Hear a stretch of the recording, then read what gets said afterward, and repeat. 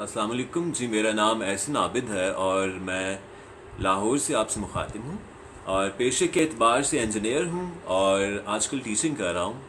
Joy Urdu کی campaign گھر بیٹھے کتابیں پڑھے کا معلوم ہوا تو مجھے بھی شوق ہوا کہ میں بھی اس پلیٹ فارم سے کچھ آپ لوگوں سے شیئر کروں۔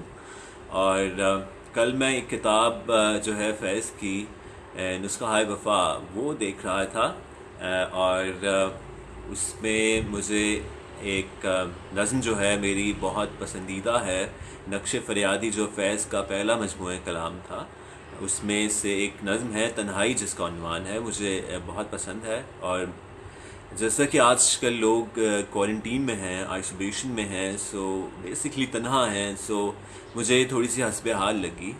سو کچھ یوں شروع ہوتی ہے کہ پھر کوئی آیا دل زار، نہیں کوئی نہیں، راہ رو ہوگا کہیں اور چلا جائے گا، ڈھل چکی رات بکھرنے لگا تاروں کا غبار، لڑکھڑانے لگے ایوانوں میں خوابیدہ چراغ، سو گئی راستہ تک تک کے ہر ایک راہ گزار، اجنبی خاک نے دھندلا دیے قدموں کے سراغ، گل کرو شمع بڑھا دو میں او مینا او ایاغ، اپنے بے خواب کواڑوں کو مکفل کر دو، اب یہاں کوئی نہیں آئے گا، اب یہاں کوئی نہیں آئے گا۔